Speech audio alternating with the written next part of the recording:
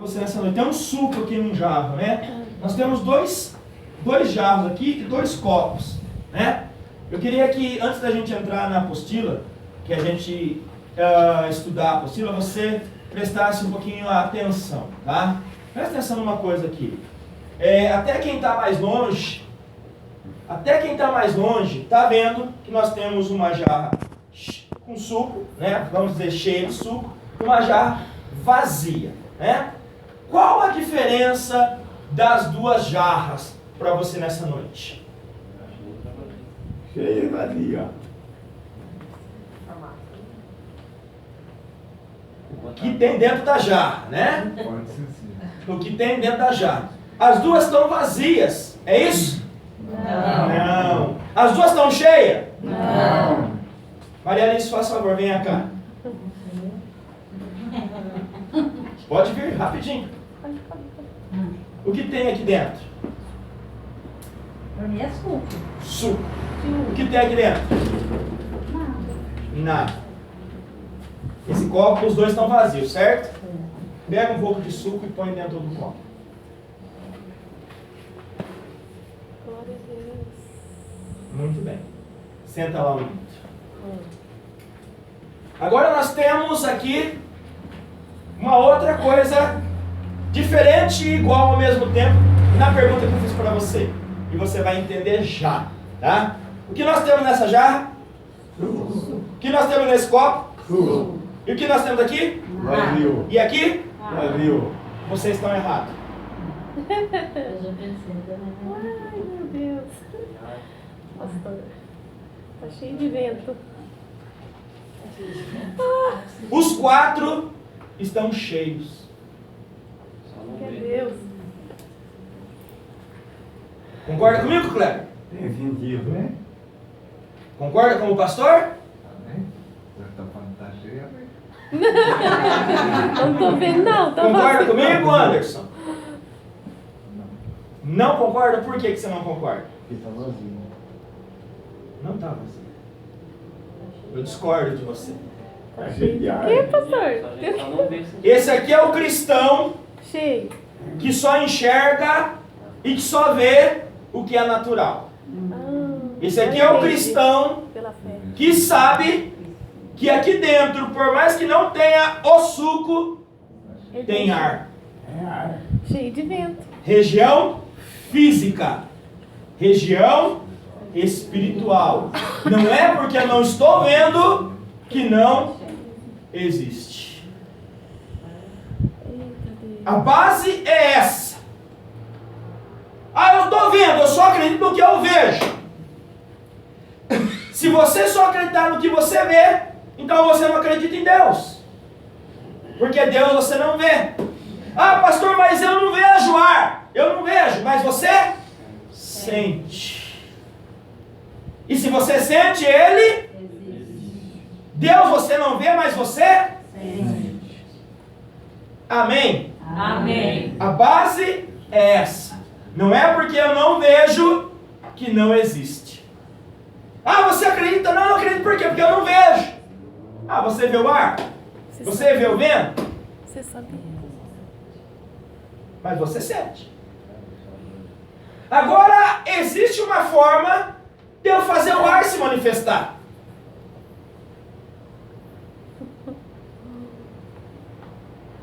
Se eu pegar aqui essa jarra e jogar na Monique que está aqui, o que vai acontecer com ela?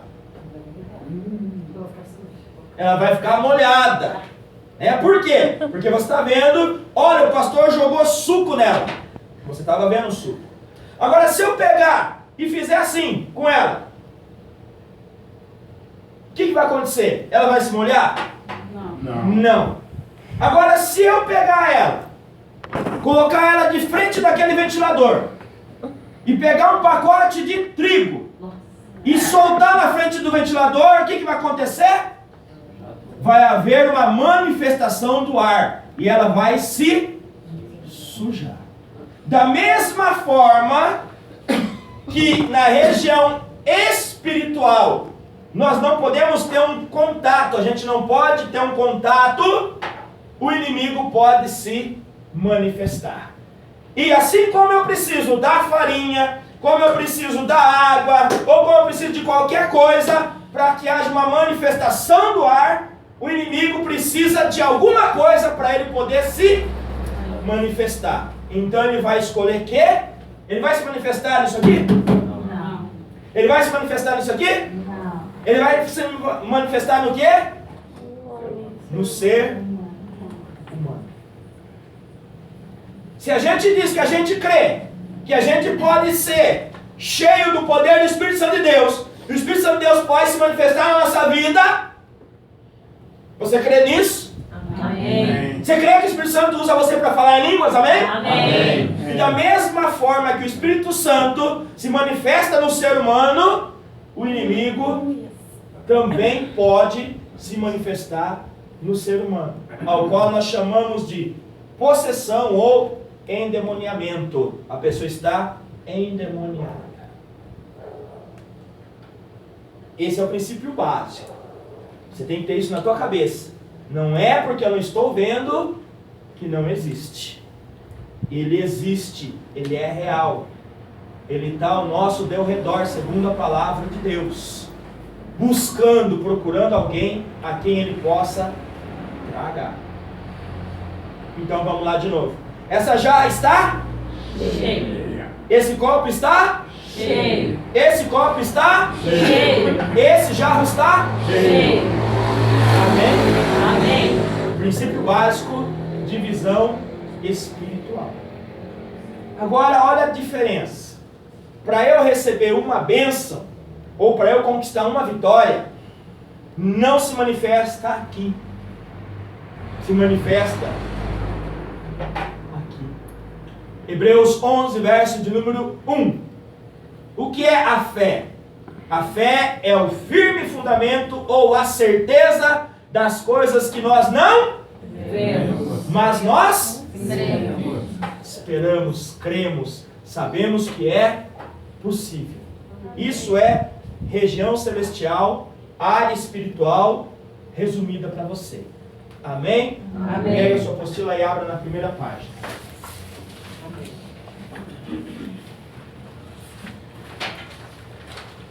Glória a Deus. Amém?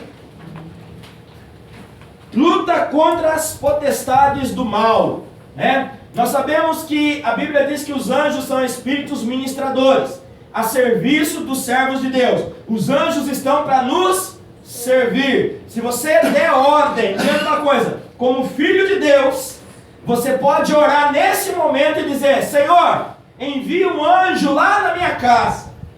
Eu ministro agora um anjo na minha família. Eu ministro um anjo na minha casa. O que vai acontecer? Automaticamente o anjo do Senhor, ele vai obedecer a tua ordem, porque ele é um espírito ministrador.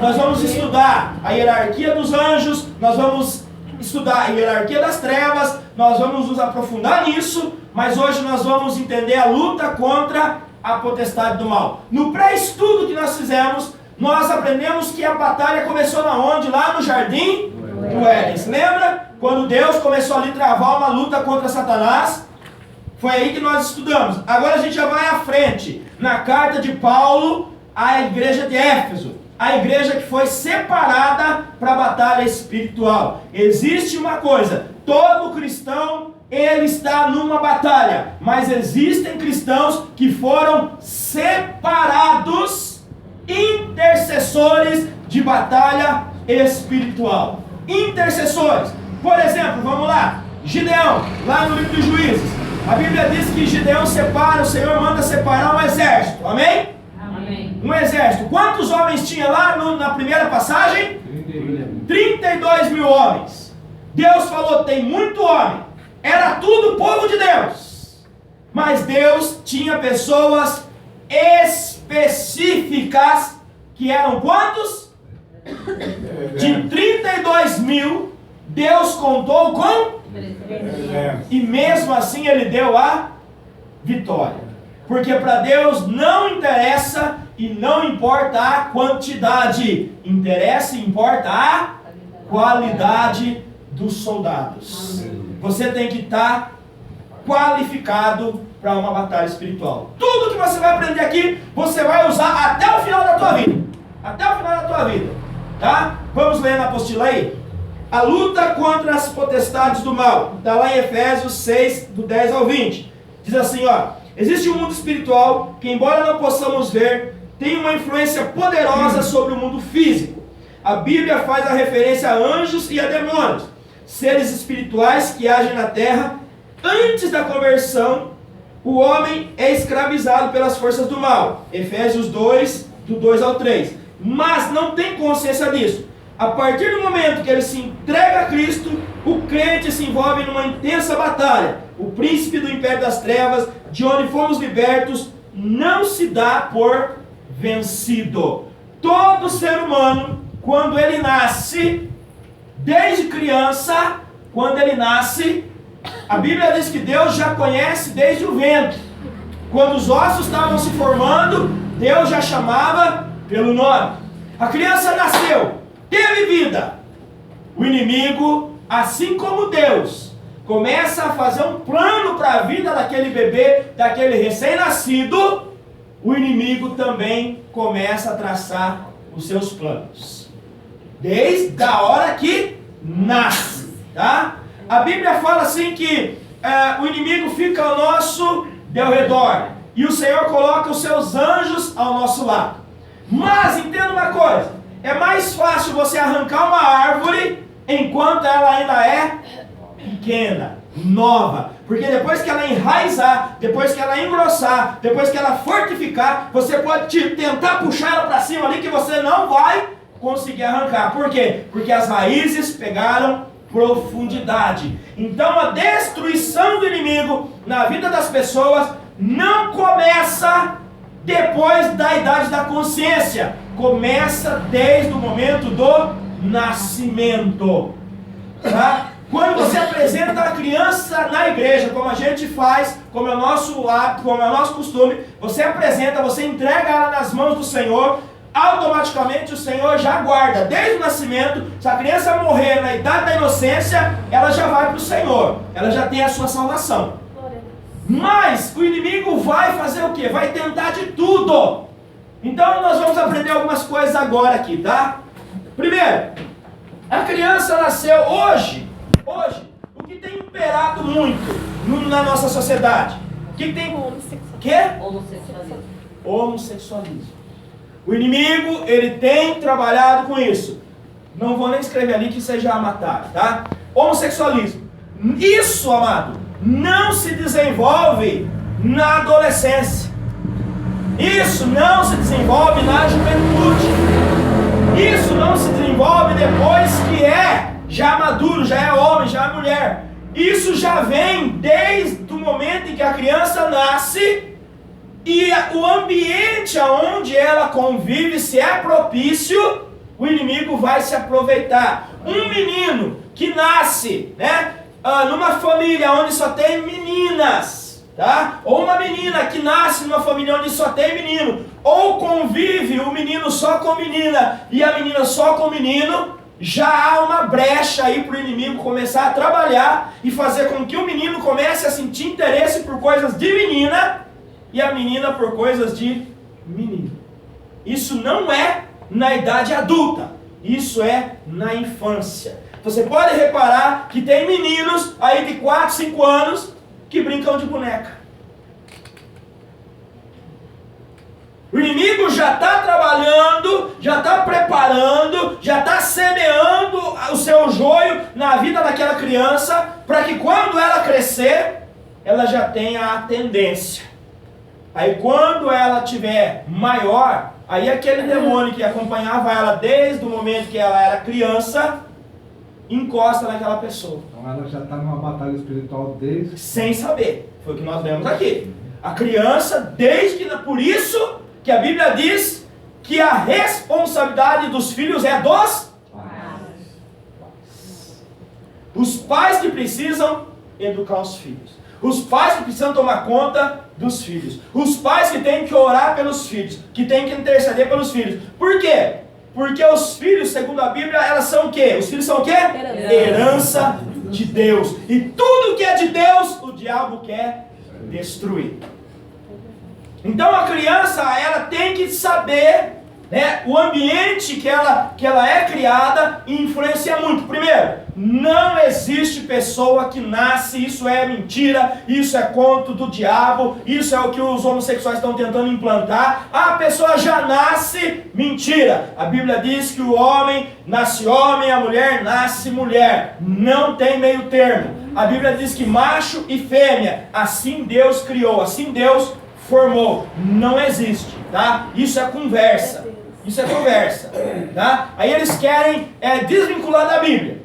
Engraçado que eles aceitam a Bíblia até onde vai o interesse deles. Aonde a Bíblia começa a fechar, eles caem fora, tá? Mas isso é o quê? É uma estratégia de Satanás para o mundo atual, tá? Então esse demônio, né, de homossexualismo, conhecido principalmente, né, como pomba gira, aí há uma casta, né, há uma segmentação muito grande, né? Tem aí, vamos dizer, a pomba gira cigana, tem aí a pomba gira a Maria Padilha, aí vai uma série delas aí que tem ramificações. E nós vamos aprender de onde elas vieram, a origem das religiões, de onde que eles começaram. Nós vamos aprender tudo isso aí. Mas eu quero que você preste muita atenção aqui. Então, o homem, sem ele saber lá fora, o drogado lá fora, ele está sob influência do quê? Do espírito de Zé Pilintra, de vício. Se drogou, viciou. O alcoólatra, da mesma forma. E eles não sabem que eles travam essa batalha. Eles não sabem que eles estão nessa guerra. Eles não sabem, eles já estão cativos pelo inimigo. Eles são prisioneiros num campo de concentração. São prisioneiros, eles não conseguem. Amado, eles não conseguem sair sozinhos. Não adianta. A pessoa vai para uma clínica, ela fica lá internada 1 mês, 1 ano, 2 anos. Ela sai e a tendência dela voltar é muito forte. A tendência dela voltar é muito grande. Por quê? Porque além de estar aprisionada agora fisicamente, né, ela também está aprisionada espiritualmente. Tá? O organismo precisa agora da droga. O organismo precisa daquilo lá que ela usava. Já se viciou naquilo. E por outro lado, o cativeiro de Satanás, que colocou em volta dela, não permite que ela tenha força para lutar contra aquilo. Então ela vai cada vez mais se entregando. E a Bíblia diz que um abismo vai puxando o outro. Cada vez ela vai pior. Até que o inimigo consegue ceifar a vida dela. Consegue ceifar a vida dela. Não mata ela. O inimigo consegue ceifar a vida dela através de uma overdose, através de um suicídio. O inimigo tira a vida dessa pessoa, tá? O diabo não pode pegar e matar ninguém, mas ele induz a pessoa a tirar a sua própria vida, tá? A tua vida, amado, é tua, tá? Deus te deu a vida para você viver. Viva o melhor da tua vida. Viva da melhor maneira possível a tua vida. A Bíblia diz lá no livro de Eclesiastes que quando cortar o fio de prata, né, que é a tua vida, quando Deus chamar você, você vai. Mas é você quem toma a decisão. Você pode sair daqui e falar assim, vou dar um fim na minha vida. Amado, se Deus tiver um plano na tua vida, você vai pular na frente do carro, a hora que o carro estiver chegando perto de você, ele vai se desviar, ele vai bater no outro, vai matar o outro. Vocês viram o que aconteceu na França nessa noite, né? Um doido foi lá, muçulmano, maluco, tá? Saiu atropelando todo mundo com um caminhão, matou mais de 80 pessoas. Isso é uma ação do diabo, isso é uma ação de Satanás na vida dessas pessoas. Estão sob a ação do inimigo. Tá entendendo? Então o homem lá fora não sabe. Quando você aceita Jesus, o que acontece? A escama cai. Você deixa de ser cego, você deixa de ser cega e começa a enxergar na região espiritual. Você entra para o exército de Jeová. Você entra para o exército de Jesus. Aí você se torna o quê? Inimigo mortal de Satanás. Ele não quer mais você lá fora. Ele quer você destruído. Ele quer você humilhado. Ele quer você escorraçado. Se ele te arrancar da igreja e você cair lá fora, ele não quer você mais no mundo. Ele vai trabalhar, ele vai fazer de tudo para ceifar a tua vida. Ele vai levar você para os lugares piores. Ele vai tentar destruir você de todas as maneiras que ele puder. Ele vai tentar contra a tua vida. Então, amado, uma vez na luz, não se entra mais nas trevas. quando o povo de Deus saiu, demorou 430 anos escravos. Começaram a orar a Deus. Deus levanta um homem, 430 anos orando. Aí Deus levanta um homem chamado Moisés. Esse homem mora 40 anos dentro do palácio. São mais 40 anos esperando. Aí vai mais 40 anos para o deserto. Fica lá 40 anos e Deus manda ele voltar para libertar o povo. Do tempo que o povo ficou prisioneiro orando a Deus, foi mais de 500 anos. Mais de 500 anos. Quando o povo sai do Egito e chega diante do Mar Vermelho, a Bíblia diz que Deus endurece o coração do faraó, e a ordem que faraó dá aos seus soldados é o quê? Vai e traz eles de volta. Foi isso que o faraó falou? O que o faraó falou? Vai e mata, aniquila. Não quero esse povo, não quero saber desse povo. Esse povo dá problema. O Deus desse povo é problemático. O Deus desse povo é muito poderoso. Então não serve. Se ele vier para o nosso meio, vai dar problema de novo. Então vá e mate a todos. Então o objetivo do diabo, quando você sair da igreja, se você cair na graça e você voltar para o mundo, o diabo vai criar uma situação, um laço para tirar a tua vida. Existe um monte de cristãos que chegam a se suicidar depois que abandonam Jesus e voltam lá para fora. O diabo consegue ceifar as vidas.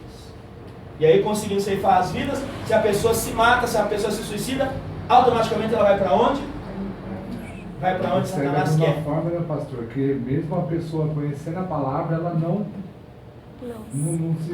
consegue enxergar aquilo que ele mesmo às vezes pregou. Eu me deparei com uma situação dessa, um ex-pastor, que tentou se matar 3 vezes. Tem muitos. Está precisando de Jesus esse ex-pastor, com certeza. Então é aquele negócio, porque a gente muitas vezes, o que a Bíblia fala? Que ele está de pé, cuide para que não caia. Porque se cair é difícil voltar, principalmente conhecendo a verdade. Mas o problema não é conhecer a verdade, o problema é ter força, tá? Força e principalmente, a pessoa ela tem que ter o que na sua vida? Ela tem que ter algo chamado na vida da pessoa personalidade, porque senão ela não volta, porque ela fica envergonhada. O que as pessoas vão pensar? O que as pessoas vão falar? O que as pessoas vão dizer? Amado, não se preocupe com o que os outros vão falar. Se levanta e volta a servir a Deus. Vai ser difícil conquistar a confiança das pessoas? Não, com certeza. Você vai ter que começar tudo de novo. Mas se Deus está na causa, importante é, voltou. Se você vai ser um pastor, se você vai ser um levita, se você vai ser ou não, não interessa. O importante é que você vai voltar e quando for o grande dia, você vai estar lá em cima, mesmo como a Bíblia diz, que muitos naquele dia vão passar como se tivesse passado pelo fogo. Vão chegar lá tudo esturricado, mas vai chegar. Não importa como você vai chegar. O importante é que você chegue. Amém? Elisângela, qual que é a sua pergunta? Eu perguntar se eles estão presos a principados e potestades? Não, na verdade não. Não. Principado não mexe com o ser humano, tá? Ele não mexe. Nem potestade. Não, o que eu faço é que levar à morte, levar o cristão. Qualquer demônio pode levar uma pessoa à morte. Entendeu? Um Zé Pilintra pode fazer o cara beber, o cara apaga e morre. Entendeu? Morreu de tanto beber. O Zé Pilintra pode fazer isso com a pessoa. A droga, o cara vai, ela cheira um flaconete, aí vai 2, 3, 4, no sexto ela já está vendo elefante cor-de-rosa, aí continua, aí ela já começa a ver de cor-de-rosa com bolinha verde, e vai, até que ela cheira, aí o elefante cai em cima dela, morreu. Tá entendendo? Então o diabo faz isso com as pessoas. Toda morte é levado por um espírito de morte, tá? A morte de Jesus, havia um espírito de morte rondando ele, tentando tirar a vida dele desde que ele nasceu. Usou a vida de Herodes para tirar a vida dele, tentou tirar a vida dele através de Herodes, tentou tirar a vida dele no deserto, fazendo ele se... Olha só, a tentação de Jesus para a nossa vida. Só um minuto, Fernando, já dou espaço para você perguntar. Tentação de Jesus para a nossa vida. A primeira tentativa do diabo tirar a vida de Jesus foi quando ele nasceu. Acabou de nascer, Herodes, vocês vão para onde? Os magos. Nós vamos lá. E quando a Bíblia fala magos, amado, não é feiticeiro não, tá? Os reis magos eram feiticeiros. Não, magos significa aí na tradução correta, sábios. pessoas instruídas, pessoas que tinham conhecimento e que eram de Deus, porque eles tinham uma orientação de que quando nascesse o menino, a estrela mostraria o caminho. Então eles tinham uma direção de Deus, tá? Então eram homens de Deus. Eles estudavam Eles estudavam o Torá, o Antigo Testamento, eles sabiam já do livro do profeta Isaías, eles sabiam de tudo, tá? Então, a primeira vez, a primeira tentativa foi na onde? Foi no nascimento. A segunda tentativa foi quando Jesus se batiza com 30 anos e ele vai para o deserto e lá o diabo não usa ninguém. O próprio diabo se manifesta. O próprio diabo aparece para Jesus, tá? Ah, mas ele apareceu para Jesus. Opa, calma aí. Nós estudamos aqui que Jesus era quem aqui na terra? Homem, carne. Ah, ele era o Filho de Deus. Era o Filho de Deus. Mas ele estava na terra como? Homem, como carne. O diabo se manifestou diante de um homem. Isso quer dizer o quê? Que o diabo pode se apresentar diante de você? Sim. Ah, eu não quero meu diabo. Se ele quiser se manifestar, ele pode se manifestar na sua frente. Você está lá no quarto no escurinho, lá de repente, né? Você sente aquele vento. Ah, tem crente que é tão corajoso que pega a coberta e fica só assim. Só olhando. Vai embora. Senhor, envia um anjo aí, Senhor, envia um anjo. Isso aí começou na minha vida quando alguém falou de Jesus para mim. Até hoje ele luta contra mim. Até hoje. Pelo meu conhecimento. Até hoje eu sei disso. Ele lutou desde o nascimento até os 30 anos de Jesus, quando Jesus foi tentar no deserto, e até o último dia, o dia da morte de Jesus. Tá? Antes ele tentou. Quando Jesus se apresentou diante de Pilatos, quando Jesus se apresentou diante de Herodes, o que foi dito para ele? Ah, estão dizendo que você é rei. Sou rei, tu dizes. E cadê o teu reino? O meu reino não é daqui. Ah, eu tenho o poder de te dar a vida e tirar a vida. Jesus olha para o diabo e fala assim: você tem o poder de me dar a vida e tirar a vida porque o meu pai te deu esse poder. Ah, mas cadê o seu exército? Se eu quiser, eu peço ao meu pai e desce um exército de anjo aqui agora e acaba com tudo isso aqui. Amém. Foi assim que Jesus respondeu. O diabo tentando Jesus ali. E Jesus... Aí uma certa feita, né, leva diante do outro. Pilatos manda para Herodes, Herodes devolve para Pilatos. Aí chega e fala assim: você não vai falar nada? Jesus fica calado. Tem momento que o crente não pode falar. Tem momento que o crente, eu imagino Jesus, é muito Jesus. É muito Jesus. Eu imagino assim, qualquer um de nós lá no lugar de Jesus. Eu acho que eu creio assim que Jesus olhou assim para ele e falou: deve ter dado uma engolida seca e ficou quieto. Ficou quieto. O crente precisa aprender a ouvir mais e falar menos. Não criar contenda. O crente não é criador de contenda. Você está me entendendo? A última tentação foi na cruz. Jesus já estava lá, morrendo. Pega o ladrão que está lá e fala o que é para ele? Ó, você é o bambambam aí? Salva-te, salva nós. Você não é o Cristo aí que todo mundo está esperando, é o poderoso?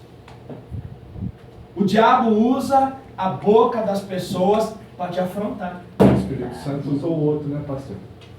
Aí o ladrão arrependido chega para o outro e fala assim: olha, nós dois sim temos que morrer, porque nós somos culpados, mas ele é inocente.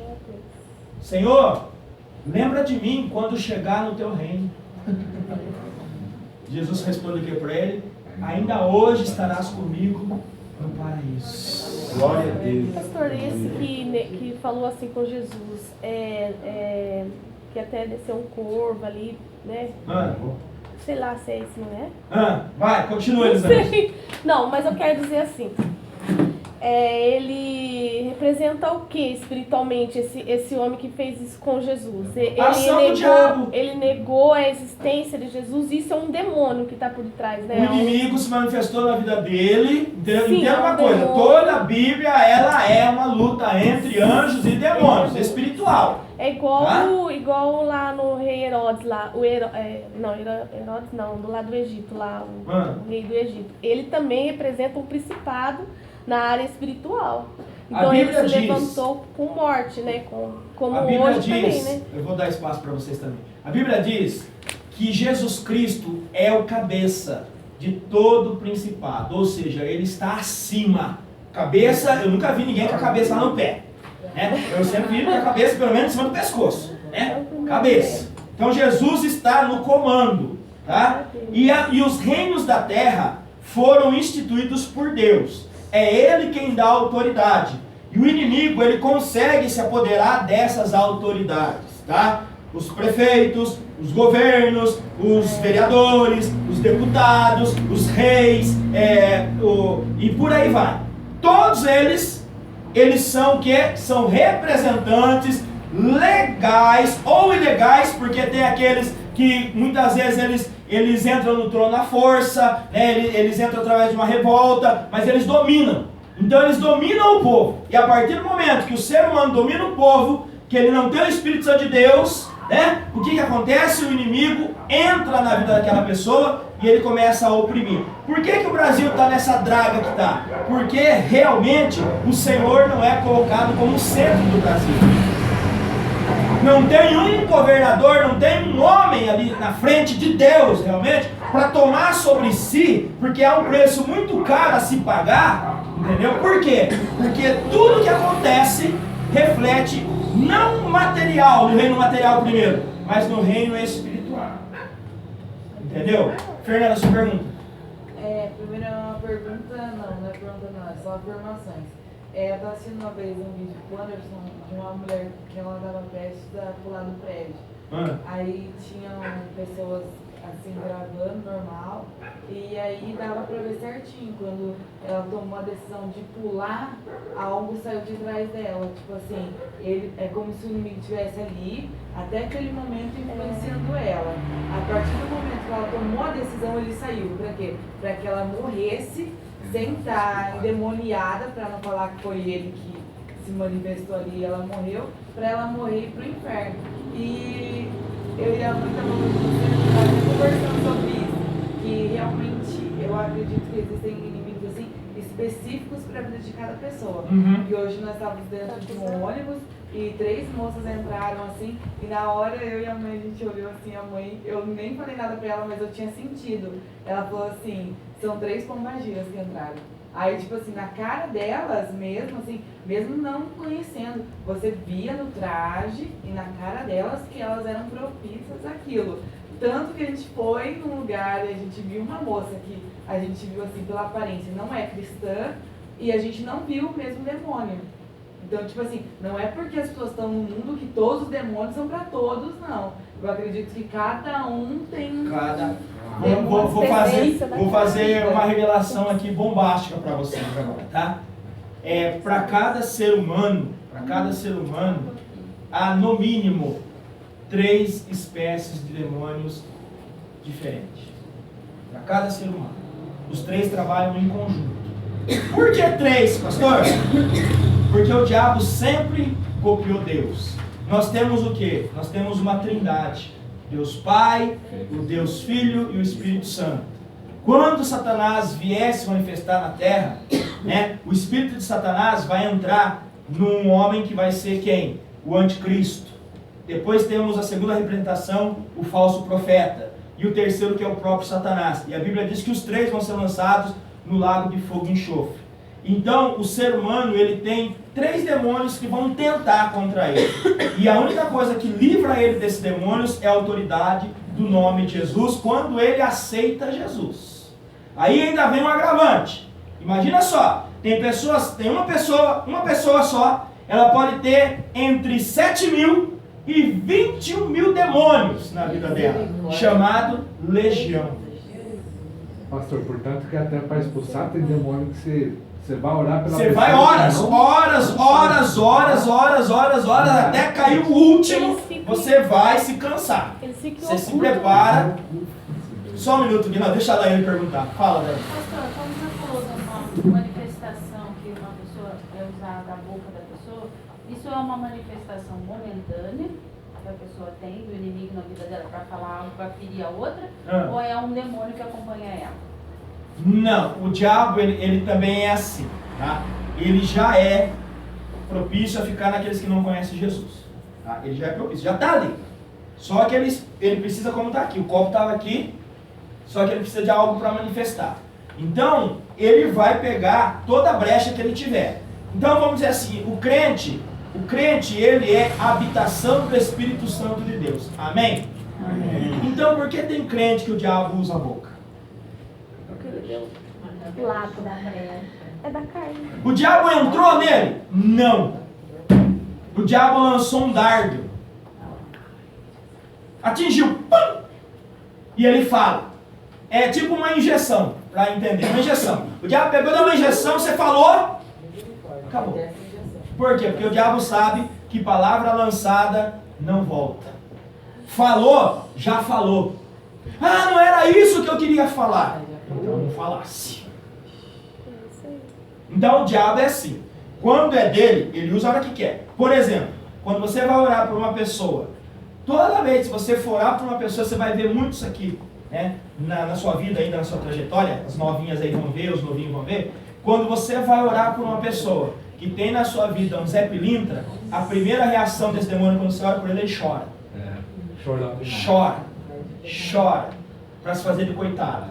E tem crente bobo que fica com dó. A pior coisa de você orar é quando tem parente perto. Quando tem parente. Por quê? O diabo, ele se alimenta, o demônio se alimenta de todo o sentimento na sua volta. Então tem muita mãe que está orando pelo filho. O filho está endemoniado. E ela está chorando. Ela está alimentando aquele diabo. O diabo está ganhando força na vida da mãe ou na vida do pai. Aí vai ficar difícil. Zé Pilintra, por exemplo, quando a pessoa é dominada pelo Zé Pilintra e ele está, além de ser dominado pelo Zé Pilintra, ele está sob efeito do álcool, você vai orar a noite inteira e ele vai sair e vai entrar, porque é uma casa sem porta. Você expulsa, ele dá a volta e já volta. Ele vai e volta, quando ele está endemoniado com o Zé Pilintra. Então não adianta. Agora, por exemplo, na questão que você está falando, muitas vezes a pessoa, sendo cristão ou não, tá? Ela acha, entenda uma coisa, todo sentimento seu, nós falamos sobre isso ontem, sobre alma, que é referente ao nosso sentimento, todo sentimento nosso, ele provém do coração, tá? E coração que eu falo aqui não é o órgão, coração é a essência, é a alma, e a Bíblia fala que a boca pronuncia, a boca fala o que a alma está cheia. Então, muitas vezes, Daiane, a pessoa guarda alguma coisa, guarda alguma mágoa e vai enchendo. E chega uma hora que ela põe para fora. Então, isso não foi o diabo que usou ela.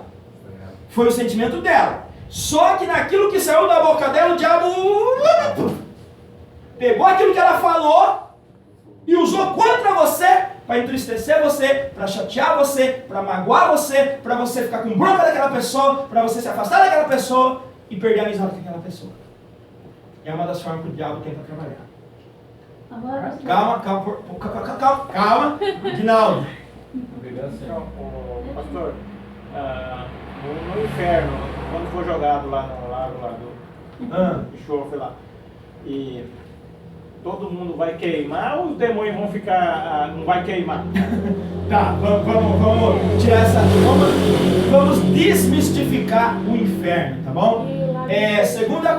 Primeira coisa que você vai entender: o inferno não é lá embaixo, o inferno é lá em cima, tá? É nas regiões celestiais, o inferno é lá em cima, tá? Não tem nada. Ah, morreu, desceu, foi pro inferno. Quando a Bíblia fala de morte, a Bíblia fala desceu à sepultura, é uma coisa, tá? Desceu à sepultura. Agora, quando a pessoa morre e ela, olha só, vamos dar você vai até achar engraçado. A pessoa morreu sem Jesus. Aí imagina a alma dela subindo. Ela está falando assim, estou indo para o céu. Estou indo para o céu. Estou indo para o céu. Quando ela está chegando lá na região celestial, se abre um portal e ela entra no inferno, no Hades, no Seol. Ela não vai para o céu. Ela fica ali. Hoje, Aguinaldo, agora vamos lá. Hoje, a Bíblia fala que o inferno foi feito para Satanás e para os seus demônios. Não foi feito para o ser humano. Mas a Bíblia fala que pela desobediência, pelo pecado, por quê? Porque quando Satanás foi lançado do céu, ele caiu aqui na terra, tá? E ele não tinha lugar. Não tinha lugar. Então Deus não podia deixar ele na terra. Então Deus separou um lugar para ele. Deus criou um lugar chamado Hades, Geena, Tártaro, aí a legenda que você quiser. E colocou ele ali, junto com seus demônios. E ali ele fez o quê? Uma região celestial. Ele copiou o nome celestial para fazer alusão ao céu de Deus. Tá? Ao céu de Deus. Então ele criou ali o seu inferno. Os demônios que estão ali, eles estão trabalhando. O fogo do inferno não queima os demônios. Tá? O único fogo que queima os demônios é o fogo do Espírito Santo de Deus. Tá? O fogo do inferno não queima. As almas segundo o próprio Jesus, que morrem sem salvação, elas vão para o inferno. Elas já estão no inferno. Elas estão sendo atormentadas. Lá não tem dia, lá não tem hora, lá não tem momento. Eles não sabem o que está acontecendo aqui, eles não têm noção de tempo. Eles só têm noção de que eles estão sofrendo. Jesus fala, no lugar aonde o bicho não morre e o fogo nunca se apaga. É um fogo que queima a pessoa constantemente.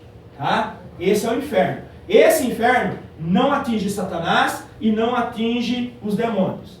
Mas a Bíblia diz, lá no livro de Apocalipse, que então o mar vai devolver os seus mortos, a morte vai entregar os seus mortos, todos vão se apresentar diante do tribunal de Cristo, tá? Ali vai ser feita uma separação. Há um outro lugar que não é o inferno, chamado lago de fogo e enxofre. Esse é um lugar diferente do inferno. Esse fogo é o fogo da justiça de Deus. Tá? É o fogo eterno da justiça de Deus. Quem vai ser enviado para esse lugar? Satanás. Vai ser queimado noite e dia, de eternidade em eternidade. Quem mais? O falso profeta vai ser queimado de eternidade em eternidade. O anticristo, de eternidade em eternidade. Que mais? Os demônios que agem hoje nas pessoas vão ser lançados lá e vão ser queimados de eternidade em eternidade. E quem mais? Todos aqueles que não tiveram os seus nomes escritos no livro da vida. Eles vão ser lançados lá no fogo, tá? E quando todos esses daí forem lançados lá, vai ser selado. E ninguém mais vai sair de lá. Amém? Tirou a dúvida? Amém. Maria Alice. Eu tenho 3 coisas. 3 coisas, vai lá. Aumenta mais. Legal. Igual a Fernanda falou. Aí se sai esse espírito de trás da pessoa. Eu resumi o que aconteceu lá perto de casa. A menina foi e se enforcou. Mas a hora que ela viu que ela estava se enforcando, é igual a Fernanda falou, o espírito sai da pessoa ali, ou do demônio, né? E ela começa a lutar para não morrer, não querer morrer. Mas mesmo assim ela morre. Inferno. Não tem salvação. Não, se matar. Tá. Não devia ter ouvido o demônio. E a outra coisa, e quando a pessoa lança maldade para outra, Volta para a própria pessoa. Não vai para aquela outra pessoa. Não, volta para ela mesma. Tudo que você desejar para os outros, volta para você. Isso é a lei da Bíblia. Não estou dizendo. A mesma coisa do canal de bênção, né, pastor? Não, você é um canal de bênção. Tá? Qual é a terceira coisa? Qual é a terceira coisa? A terceira coisa é, igual ele falou, essas pessoas não vai ter um fim? Não, a alma é imortal. A gente sabe, né, os outros caminhos. Vai ter um fim, acabou. Então eles não têm fim. Acabou. A terra. As pessoas lá morrendo, não foram no inferno. Nem a gente tem fim, a gente vai ver a eternidade. Entenda uma coisa, é eternidade. O que é eternidade? Para você entender. Começa agora. E vai embora. O que vai acontecer? Enquanto esse lago de fogo e enxofre vai ficar ardendo eternamente, nós vamos viver eternamente junto com Jesus, junto com o Pai. Por quê? Porque não há como destruir. Porque Deus criou o homem com uma alma indestrutível. Deus sabia que ele não podia destruir Adão. Adão ia morrer. Deus deu uma sentença. Do pó vieste, ao pó voltará. O corpo físico. Mas a alma de Adão é imortal. Porque é um pedaço de Deus. É um pouco de Deus. É o sopro de Deus. Então a nossa alma ela não morre. O que morre é o nosso físico, é a nossa carcaça. A nossa alma não. Ela vai viver a eternidade com Jesus ou ela vai passar a eternidade no lago de fogo e enxofre. Nossa, tanta gente fala que o inferno é aqui, né? Coitado. Não sabe, Ângelo, depois irmão Sebastião, Ângelo. Pastor, existe esse negócio de reencarnar? Não. Isso é uma doutrina espírita que primeiramente foi colocada por uma russa chamada Helena Petrovna Blavatsky. Depois veio através de Delisar Hippolyte Leon River, mais conhecido hoje aqui no Brasil como Allan Kardec. Tá? Uma doutrina espírita que fala que a pessoa ela passa na Terra por fases. Por exemplo, se você for uma boa pessoa, na próxima reencarnação você vai reencarnar numa pessoa melhor. Se você for uma pessoa ruim, algumas crenças espíritas dizem que você pode até se reencarnar em animais. Por isso que espírita não mata nem lagartixa, tá? Porque acha que é uma alma, que acha que é um espírito. Isso é uma doutrina espírita. Isso aí a gente vai aprender também, mas em outro estudo que nós vamos falar sobre seitas e heresias, tá? Reencarnação não existe. A Bíblia diz que ao homem é dado o direito de morrer uma vez só. Por isso que quando Jesus foi ressuscitar Lázaro, quando Jesus ressuscitou o filho da viúva, quando no Antigo Testamento os profetas ressuscitaram, não usaram a palavra morte, usaram a palavra dorme. Eles não ainda tinham por quê? Há uma regra judaica, isso não é bíblico, mas os judeus acreditam assim. O judeu acredita que se a pessoa morrer, até depois de 3 dias, a pessoa pode voltar à vida. Eles acreditam nesse tipo de ressuscitação. Tá? Por isso que Jesus não chegou no 3º dia em Lázaro. Jesus chegou quando? 4º dia. Entendeu? Isso é uma teoria hebraica, dos judeus. Eles acreditam nisso. Mas a Bíblia diz que morreu, já não tem jeito. No catolicismo você ainda tem a chance do purgatório. Tá? Que foi uma coisa colocada também pelo Papa, eu não me recordo o nome dele lá, mas o Pio não sei das quantas lá, que ele queria tirar dinheiro da população na época, tá? E ele criou a questão do purgatório porque a pessoa morria, ela era enterrada, se velava o corpo, se fazia o que se faz hoje, uma missa de 7º dia, tá? Aí a família pagava uma fortuna, aí o próprio Papa, ele recolhia uma oferta ou o que a pessoa tinha de mais valoroso e dizia assim, olha, o fulano morreu, ele está no purgatório, ele vai passar um tempo lá, mas você pode abreviar esse tempo dela, dando para a igreja algo que você tenha de valor. Assim nasceu o império da igreja romana. Tá? Quem quiser ver, isso tem internet, isso tem qualquer livro, você vai ver como que nasceu a história da igreja apostólica romana. Foi dessa forma. Amém? Vamos para frente, senão a gente vai ficar... Não deu nem para... Quem? Mais uma, vai perguntar? A última pergunta. Isso, vai lá, irmão. Falaram para mim que quando Jesus recolher, quando Deus recolher nós, e o mundo vai ficar 7 anos na mão do diabo. Isso nós vamos estudar no segundo semestre do ano. Nós vamos estudar sobre isso. O arrebatamento, a tribulação, nós vamos estudar tudo isso aí, nós vamos saber o que vai acontecer na terra quando Jesus levar embora a sua igreja. O irmão não pode se tornar um negócio de pergunta. Vamos lá, Ana Paula. Vai. Eu queria saber igual não foi a pergunta do lago do inferno. Mas daí depois é do 1000 anos que o diabo vai ficar na terra atormentando. Isso, tá, isso. Vocês estão entrando, nós estamos saindo da batalha, estamos entrando em Apocalipse, pelo amor de Deus. Tá? Não, vou só explicar a última vez. Ó, entenda uma coisa. Depois eu vou pegar o gancho do irmão Sebastião. A igreja vai ser arrebatada, retirada da terra. Quando a igreja sair da terra, vai se levantar um governo mundial não vai ter mais dinheiro, vai ser tudo uma moeda só, o mundo inteiro vai ter uma moeda só, tá? Israel vai perceber, porque vai ser construído, sabe esse templo que o Edir Macedo construiu aqui em São Paulo? Vai ser construído lá em Israel, lá em Jerusalém. E o anticristo, que vai ser o governador mundial, ele vai se assentar no trono do Senhor. E ali ele vai querer culto para ele vai mandar fazer uma estátua, ele vai dar vida para essa estátua, e essa estátua vai exigir adoração. Quem não adorar essa estátua vai ser morto. Além de adorar essa estátua, você vai ter que receber a marca da besta. Quem receber a marca da besta já está condenado, não tem salvação. Muitos ainda vão ser salvos porque vão morrer decapitados, vão ser mortos porque não vão aceitar a marca da besta e não vão adorar a imagem. Quando acontecer isso, Israel vai perceber que quem está sentado no trono não é o rei, mas é um falso rei. Israel não vai aceitar. E como Israel não vai aceitar, vai se rebelar contra ele. E o rei vai começar a perseguir Israel. E junto com Israel, vai ser perseguido todos aqueles que estavam na igreja, aqueles que louvavam, pregavam, cantavam, mas não subiram no arrebatamento, ficaram na terra. São 3 anos e meio de fartura, vai ter do bom e do melhor, vai ter paz na terra, vai acabar as doenças, vai acabar tudo. 3 anos e meio. Quando o anticristo se rebelar, aí começa a entrar a ira de Deus. Aí vai sobrar para todo mundo que estiver na terra. Vai cair pedra do céu de 50 quilos em cima das pessoas. As pessoas vão procurar a morte. A Bíblia diz que as pessoas vão querer morrer e a morte vai fugir delas. As pessoas não vão poder morrer. Entendeu? Então vai acontecer um caos aqui na terra. Quando acontecer de Israel estar cercado num lugar chamado Megido, tá? Ali vai o monte do Armagedon. Ali vai ter uma batalha. Por quê? Israel vai estar cercado pelas montanhas do Megido, tá? O anticristo vai estar indo com o seu exército para acabar com Israel.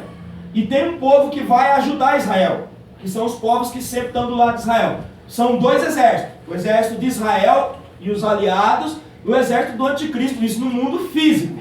Ao mesmo tempo, no mundo espiritual está acontecendo outra guerra. Tá? Por quê? Porque Jesus e o seu exército de anjos está se preparando para salvar Israel.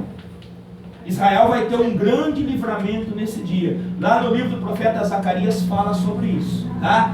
A Bíblia fala que Jesus vai descer no seu cavalo, tá? Ele vai pisar sobre o monte. Quando ele pisar no monte, o monte vai se abrir. E Israel vai passar pelo monte. Assim como abriu o Mar Vermelho, vai se abrir o monte. O povo vai passar. Quando o povo passar, o exército do anticristo vai se levantar contra o exército de Jesus, porque aí Jesus vai estar na terra. E a Bíblia fala que com a espada da boca de Cristo, que vai sair, ou seja, a espada que fala é a palavra. Não fica imaginando Jesus com uma espada na boca da espadada, não. Espada é a palavra. Então, com a palavra de Jesus, ele vai derrotar todo o exército. Aí ele vai mandar todo aquele exército já para o lado. E vai aprisionar Satanás durante 1000 anos. Israel e os remanescentes, quem conseguir passar pela tribulação, vão reinar 1000 anos com Jesus na terra. Esse é o milênio, o ano de paz, né? 1000 anos de paz. A Bíblia diz que depois de 1000 anos, Satanás vai ser solto mais uma vez, por um pequeno período. Mas mesmo assim ele vai conseguir, no meio do exército ainda que estava ali com Jesus, que passou ali com Jesus, vai conseguir levantar um exército mais numeroso que a areia da praia. E vai se levantar contra Jesus. Aí vai ser a derrota final de Satanás. Mas vai ser mais uma aprovação do povo. Aí, o que vai acontecer? Não vai ter pecado nesse milênio. O homem vai viver debaixo da graça de Deus. O trono está lá em Jerusalém. Jesus está reinando lá. Jesus é o príncipe da paz. Vai ter paz. Satanás vai vir e vai fazer da mesma forma que ele fez com Adão e Eva no paraíso e como ele fez com os anjos no céu. Vai tentar seduzir. E aquele que ouvir a voz... Nós não estamos aí, tá? Nós estamos lá na glória já, a gente não está mais aí. A gente só vai voltar lá de cima quando a Jerusalém celestial descer sobre a terra vai ser totalmente transformada. Não vai ser mais essa terra que a gente viu, que a gente vê. Vai ser uma terra glorificada, Jerusalém celestial. E, por exemplo, vou dar um exemplo para você. Você está aqui agora, Limeira, que é no Japão.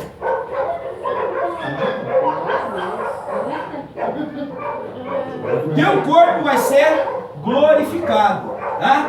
Você vai ter a possibilidade, a capacidade. Estou aqui no Brasil. Eu tenho um parente lá no México. Fui pro México. Aí não vai ter mais Liceu. Aí não vai ter mais pastor Fábio. Tá? Aí vai ser todo mundo em Cristo, amém? Mas vamos pra frente, não dá mais. Não, pelo amor de Deus, é por isso que o testemunho de Jeová fala que tem 2 reinos, que vai ter no fim, depois do Apocalipse, só para eu entender por causa disso, por causa do povo que vai lutar de Jerusalém e o povo que vai arrebatar, é essa a explicação. Mas a explicação deles é os 144 mil que vão ficar aí para reinar. Isso aí é outra conversa, a gente vai aprender sobre ser heresia, bem? Vamos lá. Então, voltando para a apostila, olha, nós já conseguimos dar a primeira página da apostila. Olha que glória a Deus! Meu Deus, vamos lá. Nós lemos lá, né? Em vermelho aí, né? O inimigo não se dá por... O inimigo vai lutar com você até o fim. Agora vamos lá no azulzinho. E daí? Vamos ignorar essas verdades ou vamos enfrentar essa batalha? Que armas nós temos à nossa disposição? É isso que nós veremos nesse estudo, tá? Por que não devemos ignorar a batalha espiritual? Por que a gente não pode negar a batalha espiritual? Tá? Presta atenção aí. A Bíblia dá muito ênfase a esse assunto. Segundo a palavra, as Escrituras, existe uma contínua e intensa batalha entre luz e trevas, entre Cristo e Satanás, entre a igreja e o inferno. Está lá em 1 Pedro 5, tá? Versículo 8 e 9. Há uma verdadeira riqueza de textos bíblicos que falam acerca do assunto, mostrando como esses espíritos das trevas trouxeram intenso sofrimento às pessoas. Algumas passagens bíblicas que falam aí, ó. Satanás transtornou a vida de Jó. Satanás tirou tudo que Jó tinha. Satanás teve autoridade, autorização para fazer isso. Amém? Amém. Amém. Sim. Deixa eu perguntar de novo. Satanás teve o poder para fazer isso, amém? Amém. Agora já tá. Que eu vou perguntar a terceira vez, já vai todo mundo pôr não, quer ver? Satanás teve autoridade para fazer isso, poder para fazer isso, amém?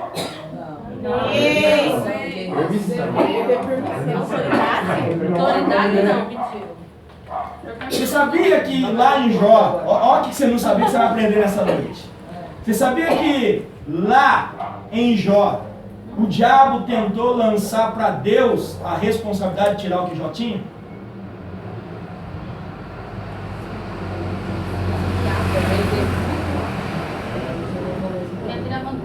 Quando, se com Deus Satanás fez isso, imagina com a gente. Satanás começou a tentar cheio de laro-laro com Deus. Também tudo que o Senhor, tudo que ele pede, o Senhor dá, tudo que ele faz prospera, ele é o homem mais rico. Aí, o que o diabo fala? Tira dele. Tira dele. Falou, tira, o Senhor tem que tirar. E tu verás que ele vai blasfemar contra a tua cara. O diabo foi sagaz. O diabo foi esperto. Qual foi a resposta de Deus? Ele está em tuas mãos. Deus devolveu a responsabilidade para quem? Do diabo. Por quê? Por quê? Por quê? Porque a Bíblia diz que o que Deus dá, Deus não tira. Deus não pode ir contra a sua palavra. O diabo queria fazer Deus reverter a própria palavra. E Deus não vai contra a sua palavra. Só que quem devolveu? Quem tirou foi quem? O diabo. E quem restituiu? Deus. Deus devolve o que o inimigo rouba. Deus não rouba nada de ninguém. Deus não tira nada de ninguém. O que Ele dá, Ele não tira. Ele acrescenta. Ele diz na palavra dele, eu sou Deus que acrescento. Entendeu? Então o diabo quis fazer uma jogadinha com Deus. Da segunda vez a mesma coisa. O que o diabo falou? Toca-lhe. Toca-lhe no corpo. E tudo que o homem tem, ele dará pela sua vida. O que Deus falou para o diabo? Ele está nas tuas mãos, mas a vida dele pertence a mim. Amém. O diabo pode tirar tudo que você tem, mas não tem autoridade e poder para tirar a tua vida. Glória a Deus. O diabo podia pegar o carro de telha. Ó, vida cruel. Nossa, dramático esse daí. E não morrer. O duro é um espetáculo mesmo, né? É, Aí ia sair lá no YouTube, pastor se mata do estudo, Jesus. Tá entendendo, mano? Então o diabo, ele é sagaz, ele luta. E principalmente, o diabo, ele vai olhar para a tua fraqueza para usar ela contra você. Ele mais usa, né, pastor? Mas aí ele teve autoridade. Aonde você é mais fraco, aonde você é mais tendencioso, o diabo vai usar contra você. Ele é assim, ele é sagaz. O inimigo que nós estamos enfrentando, nós estamos estudando aqui, ele é sagaz. Ele está ouvindo tudo que está sendo ensinado aqui para você. Ele vai tentar colocar você em prova, para ver se realmente aquilo que está sendo ensinado você está pegando para você. Então ele transtornou a vida de Jó. E o que a Bíblia fala de Jó? Jó 1, que Jó era o quê? Homem íntegro, reto, temente ao Senhor e desviava-se do... E o diabo fez o quê na vida dele? Na nossa linguagem, fez um sarceiro. Então o que a gente perde o inimigo sem a gente dever, Jesus no palco restabelece a gente. Dá em dobro. Restitui. Se você crê, você recebe em dobro. Amém. Tá? A Bíblia tem um louvor muito bonito que fala sobre isso, né? Os anos que foram embora, os tempos que se perdeu, né? Deus restitui. Por isso também a gente não deve estar lamentando. Não. Entenda uma coisa. Se você perdeu hoje algo, não se entristeça, porque Deus tem algo melhor para você. Amém. glória a Deus. Tem algo que nós temos que perder para conquistar algo melhor. Vai ser conquistado por Deus. Se for conquistado através das coisas erradas, vai perder mesmo. Aí o diabo é igual. Tem muita gente que é assim, Ângelo. Ó, quando está no mundo, prospera. Nós tivemos um casal dentro da igreja que era dono de centro de macumba. E andava em carro importado. O dia que aceitou Jesus, em um mês perdeu tudo. Tudo. O diabo roubou. Tá? Levou embora. É meu, tô levando embora. Glória a Deus, né? É meu, eu que dei e eu faço o que eu quero.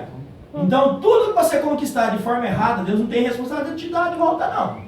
Agora, se você conquistou ali na presença de Deus, se Deus te abençoou, e muitas pessoas são abençoadas mesmo não sendo no Senhor. Mas como assim, pastor? Quer um exemplo? Tem pessoas que não são cristãs e são dizimistas. E a Bíblia não diz que o dízimo é só para os que são crentes. A Bíblia diz o quê? Trazei o dízimo a casa. Está dizendo o crente? Está escrito lá crente? Trazei. Quem traz, recebe. Por isso tem muito ímpio, só um minuto, cara. Por isso tem muito ímpio que prospera. Aí a gente olha e fala assim, o diabo está prosperando. Aí você vai ver o abençoado, ele é fiel. Ele muitas vezes não é de igreja nenhuma, mas o Silas Malafaia pede uma ajuda, ele manda. O outro pede uma ajuda, ele vai. Ele vai numa igreja, vai num culto, ele dá uma oferta. E ele é abençoado. Agora o crente que fica mendigando, que pega um cruzeiro, que pega 50 centavos e vai lá e acha, Deus vai abrir a porta. Amado, tomara que Deus abra segundo aquilo que você dá a ele. Pastor, deixa eu tirar uma dúvida. O meu primo, ele é traficante. Forte. E ele tira o dízimo do tráfico. É errado? Claro que é! Porque assim, ele dá o dízimo na igreja e o dinheiro do tráfico. Tá querendo ser redimido. O pastor está falando de ser abençoado dízimo no mundo. Isso, só que entenda uma coisa. Tudo que é pecado tem uma consequência. Isso não muda. Tá? Não adianta nada. Vou dar um exemplo para você. Você é um cristão. Aí você vai lá, assalta um banco. Tira o dízimo. Aí não esquece de fazer o dízimo. Não, eu roubei o banco aqui, agora deixa eu consertar a minha parte com Deus. Não existe isso, não. É coisa errada. Deus não trabalha. Aí é uma prosperidade do diabo. E a pessoa acha que é Deus. É a ação do diabo. É a ação do diabo. Por quê? Porque Deus não está no negócio. Eu estou dizendo assim, uma pessoa que tem uma empresa, que trabalha, porque tem pessoas que é ímpia do mundo, mas são honestas. Porque, entenda uma coisa, caráter não tem nada a ver com religião. Existe um monte de ímpio bom caráter e um monte de crente mau caráter. Tem nada a ver com religião. Existe um monte de ímpio bom e existe um monte de pastor sem vergonha, ladrão. Existe. Então caráter não é religião. Tem nada a ver uma coisa com a outra. Agora, o verdadeiro crente, ele tem o caráter de Cristo. Amém. Por isso que a Bíblia fala caráter de Cristo. Está entendendo? Então não vai chegar aqui e falar, pastor, ó, eu fiz lá umas tretas aí, fiz um negócio aí, pastor, e trouxe aqui meu. Eu não vou orar pelo seu dízimo. Não vou orar, O não. senhor recebe o dízimo na inocência como se fosse uma coisa lícita. E eu não sei de onde vem a culpa, o sangue é derramado em quem faz. Sim, daí no caso a culpa só vem pra ele. Pra ele.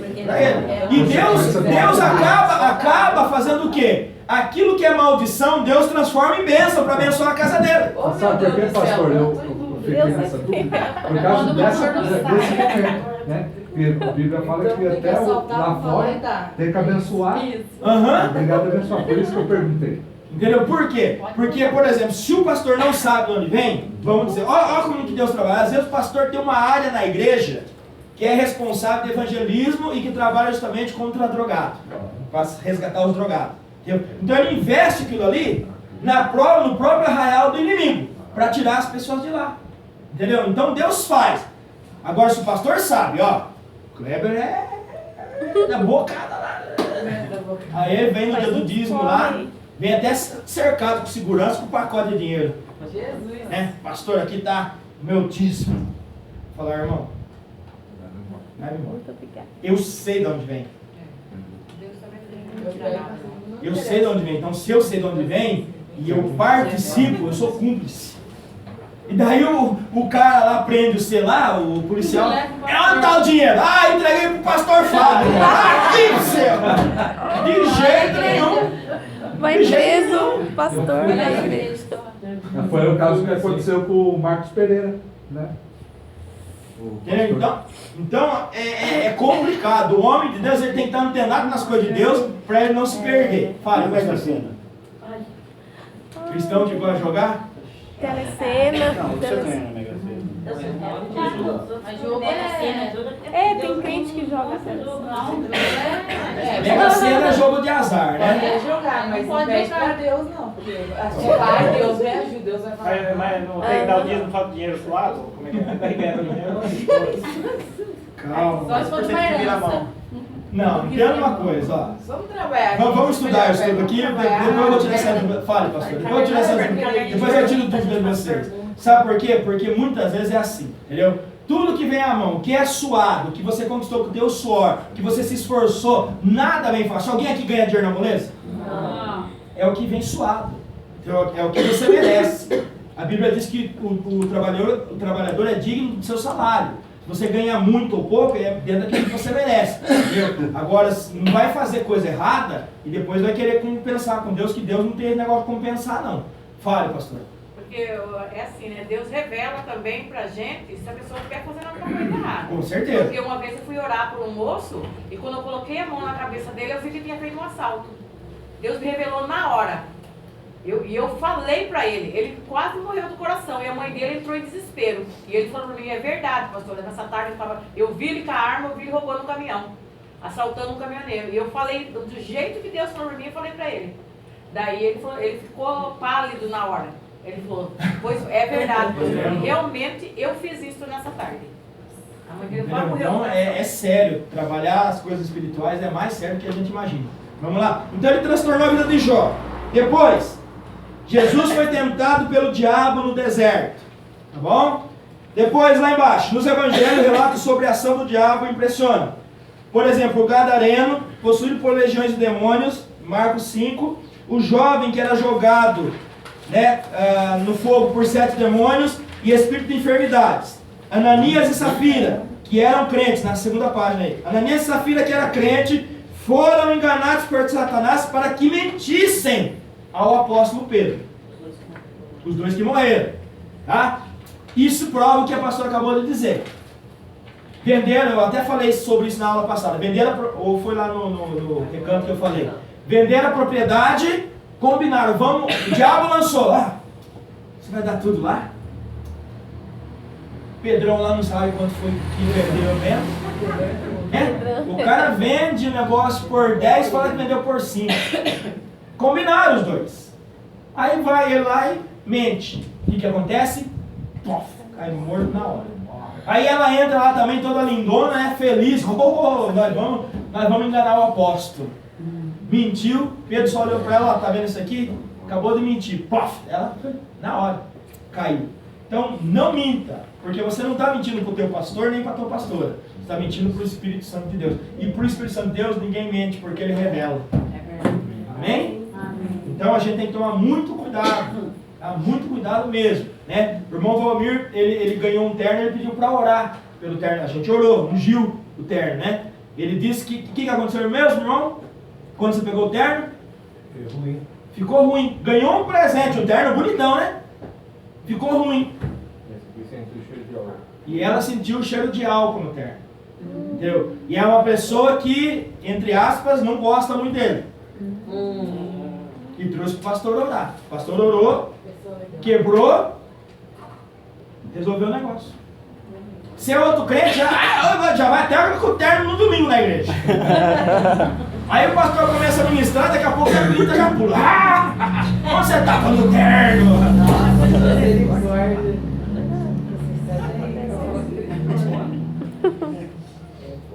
Pastor, mas já aconteceu isso na igreja? Eu sei que já, tô falando coisa que acontece. Pessoas com jaqueta que foi consagrada e o diabo manifestado. Automaticamente, Fernando. Não é a jaqueta falar, o terno falar. Mas o diabo falar através da onde que ele entrou. Tem muito crente dentro da igreja que tem demônio dentro do guarda-roupa. Ô pastor, é por isso que tem que orar antes de comer alguma coisa, né? Também. Independente da casa, ó, um exemplo maior. Todas as vezes que os discípulos iam para uma casa a orar ou para comer, eles oravam antes. Jesus orava abençoando o alimento. Abençoa o teu alimento. Vai para casa de parente, vai para casa de um conhecido, de um amigo, de uma amiga, sentou à mesa, mesmo que você não vai parar, vamos orar para tirar todo o diabo desse alimento. Não é assim. Mas você na sua mente, você vai, Senhor, eu entrego a minha vida, eu repreendo todo mal, toda consagração. Por quê? Porque nós já pegamos pessoas que foram comer em casa de outras pessoas e quando você fica mal, fica ruim, e a hora que você vai orar, a pessoa começa a vomitar alimento que foi consagrado a demônio. Tá? A pessoa tem lá um pratão daqueles bem gostosos, assim, nossa, eu amo isso aí, e come tudo. Né? Come a cabeça, o corpo, o pé do diabo, tá tudo no corpo. Aí fica alojado no estômago. Aí você coloca a mão no estômago da pessoa, a pessoa já... Aí haja balde, haja pano de chão e haja estômago de quem está orando, né? Vai orar, o frango sai correndo. Então... Mas é igual quando cristão, crente, sei lá, vai em festa de peão, vai em quermesse, essas coisas, e come essas coisas que são consagradas. Não era nem pra ir. Não é nem pra ir, mas... Tem, sério. A gente sabe qual que é a realidade. A gente sabe qual que é a realidade. A gente sabe, é verdade. Não deve ir. Não come, viu? Não deve ir, mas vão. Mas vão. Só que não é só lá. Você vai lá na praça, todo sábado à tarde tem barraquinha lá vendendo coisa. Aí você entra lá na barraca, você pode observar. Tem barraquinha lá que tem pôster do Buda lá, tem barraquinha lá, porque a comida japonesa tem um budão lá sentado. Budão, eu falei, budão, tá? Budão, tá? Falei, budão, tá? Não vai censurar isso aí não. Então lá, você vai lá, tem uma imagem lá, pendurada, aí você vai lá e come aquilo ali. Antes da pessoa sair, a primeira coisa que ela, antes dela colocar todos os alimentos da barraca, sabe qual foi a primeira coisa que ela colocou dentro da barraca? Aquilo que ela vai consagrar. Aí ela faz uma reza, uma oração. Abençoa o alimento, todo mundo que comer, sinta bem. Tá bom, reza. Aí o cristão vai lá e come. Não orou, não repreendeu, não quebrou. Amém, pastora? Que gosta de comer pamonha, polenta, da pipoca, sei lá. Amém. Tudo. Não, mas é o que eu estou falando. Porque o que a Bíblia fala? Se você beber alguma coisa, também não vai pegar um litro de veneno e vai tomar, vou ver se eu vou morrer mesmo. Você já vai pro caixão. Entendeu? Sem conhecimento. Sem conhecimento. Às vezes você vai lá, Senhor, abençoe. Se tiver alguma consagração, já caiu por terra em nome de Jesus. Amém, Maria? Se você deixar você perguntar agora, não. Vamos lá, sabe? Vamos lá? Para ludibriar o homem, Satanás se transforma até em anjo de luz, e os seus ministros são capazes de mascararem como ministros da justiça. Está lá em 2 Coríntios 11. O contexto cultural e religioso do país em que vivemos é outra forte razão para não ignorarmos a batalha espiritual. O Brasil é considerado hoje o maior país espírita do mundo, com aproximadamente oficializados 5.500 templos espíritas. Parece pouco, mas não está falando desse centrinho, está falando dos grandes, dos legalizados, dos que são, né? Você vê, por exemplo, o templo da maçonaria no país afora, aí você vai ver o tamanho que são esses templos, tá? Então, quer dizer, para você ter uma ideia. Agora, por exemplo, aqui no bairro pode ter 5. A gente não sabe o que cada um faz dentro do seu quintal. A partir do momento que você mexe com o ocultismo e o espiritismo, você está partindo para o outro lado. Entendeu? Às vezes o teu vizinho é macumbeiro. O Fabrício quase morreu na infância por causa disso. Entendeu? Fabrício foi vítima disso. Fabrício, a gente colocou pessoas dentro da casa onde a gente morava, que depois a gente ficou sabendo que atrás da porta acendia a vela consagrando meu filho para esses demônios. Misericórdia. Entendeu? E foi quebrado por Deus, foi Deus quem revelou. E a gente não era crente na época não. Ele foi internado, ele ficou doente, né? Ele tinha alergia de pó, ele ficou internado, ele pegou uma infecção hospitalar, ele saiu do hospital pele e osso. Ele saiu para morrer em casa. Eu assinei um termo. Eu cheguei, eu não reconheci o meu filho quando ele foi internado. Depois de 2, 3 dias que ele estava internado, eu não reconhecia mais ele. Rasparam a cabeça dele, furaram o menino inteirinho. Aí eu cheguei e falei, se ele for para morrer, ele vai morrer na minha casa. Aqui ele não vai morrer. Porque eles estavam judiando o menino já. E já falaram que não tinha mais jeito. Aí tirou ele de lá, o médico falou, se você vai tirar ele, você tem que assinar. Assino. Fui lá e assinei. Levamos ele para casa, né? Ele tinha convulsão, ele morreu e ressuscitou. Amém. Foi ou não foi, pastor? Morreu nos braços da pastora. E minha mãe viu também. E Deus trouxe ele de volta. Amém. Glória a Deus. Quem tem promessa não morre antes da morte. Tá entendendo? Quando eu era pequenininho, colocaram na boca do sapo. O sapo morreu. O sapo morreu. O que você teve quando... Entendi. Isso aí aconteceu comigo com a pastora também. O sapo, eu tô brincando porque o sapo que costuraram morreu a boca. Morreu o sapo. É promessa. Entendeu? Então Deus tem promessa para a nossa vida. O diabo se levanta. Com certeza, amado. Ele se levanta. E se ele tiver chance, ele vai se levantar. Mas Deus tem um plano. Deus tem uma promessa. Então, quando Deus tem uma promessa, o diabo pode fazer o que quiser. Amém. Mas que a promessa Deus vai cumprir? Vai cumprir. Amém. Então, amado, se tem parente seu que não se compra, meu pai, mais difícil que achava meu pai, mais difícil que achava minha mãe quando eu me converti. Isso prova para mim que Deus é Deus que cumpre o que promete. Quando Deus trabalha, Ele ainda faz a gente relembrar daquilo, né? Eu falo por causa da minha vida. Um rapaz falou para minha mãe que Deus tinha um plano na minha vida. Eu, sentado na calçada de casa, no Natal, não tinha como os caras errar. Descarregou 2,380. Até hoje, eu olho nessa marca, eu lembro do que Jesus me livrou. Meu Deus. Então, todo mundo aqui tem um testemunho com Jesus. Tem algum presbítero? Tem, né? Vamos por aqui que eu tô ficando com medo já. Então vamos embora pra frente. Deixa. Monique, leia pra mim aí o B.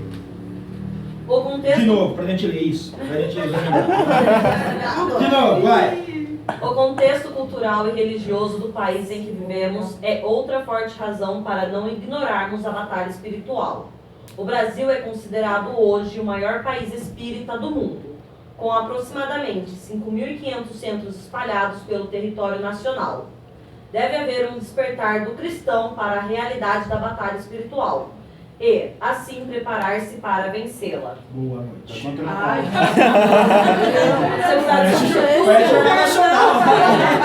glória a Deus. Hoje é noite, no Globo Repórter. Como desfazer as estratégias do inimigo? Quer que eu continue lendo? Não. Não é só 3 aulas, não. Tava bom. Não, foi bem. Como desfazer a estratégia do inimigo? Primeiro, conhecendo o inimigo, tá? Paulo em Efésios capítulo 6, verso 12, fala de uma hierarquia no reino das trevas. Principados são os chefes ou os líderes da maldade. São eles que montam a estratégia. Os dominadores são os espíritos malignos que agem na vida das pessoas, tá?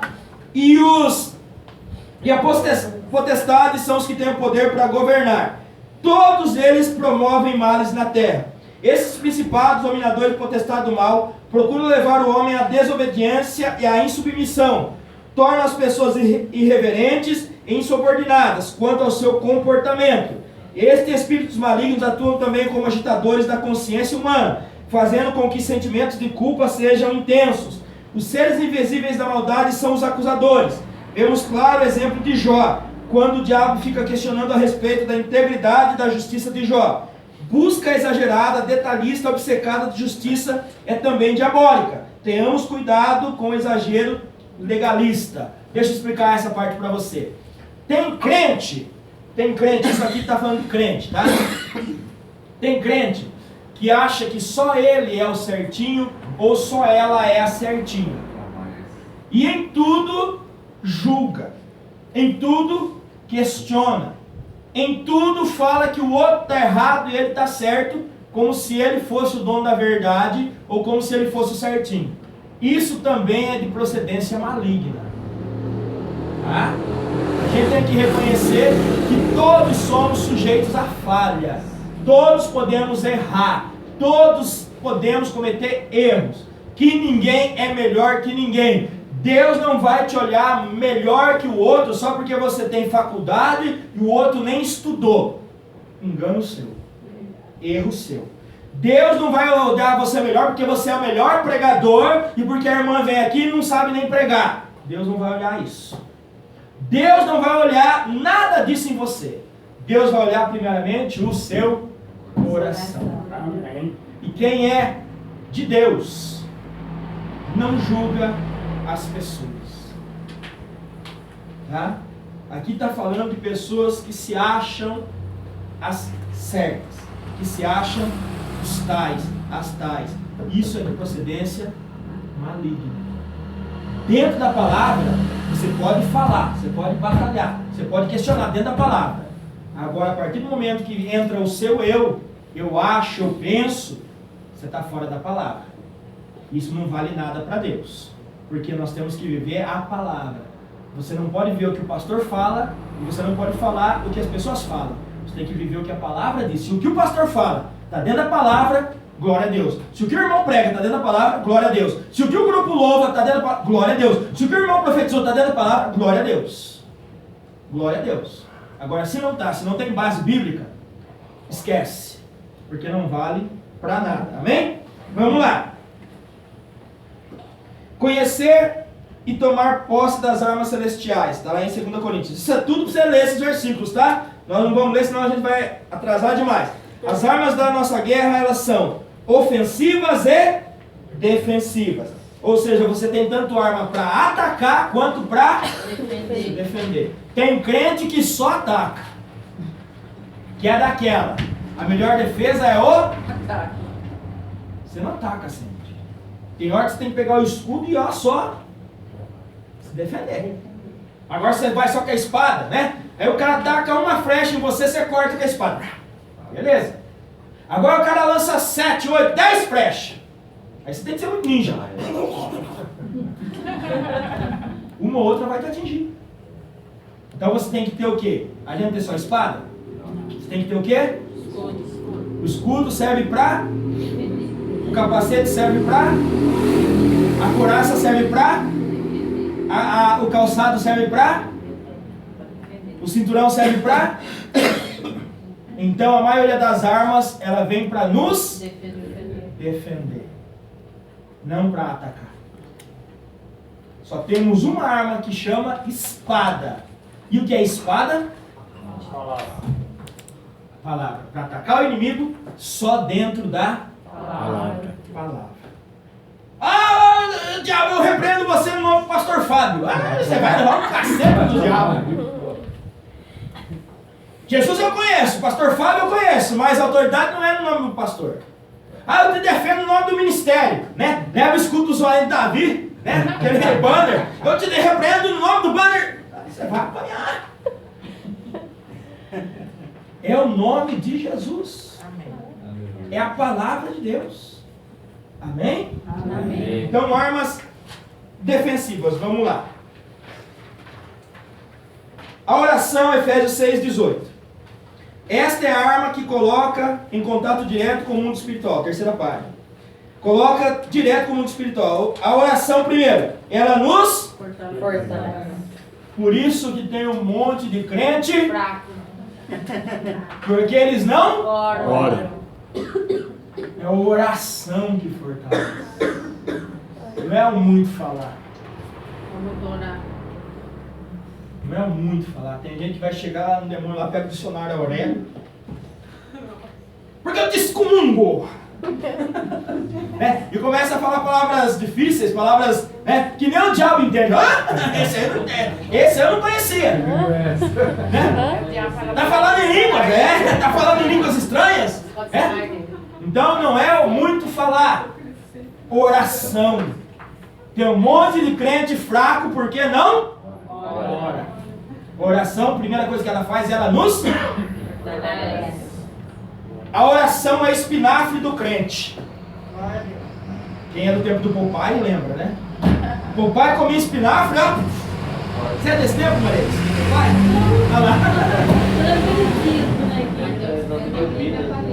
A oração nos fortalece. Segunda coisa que a oração faz. Ô pastor, e quando a pessoa está brigando com outra, xingando e começa a falar em línguas?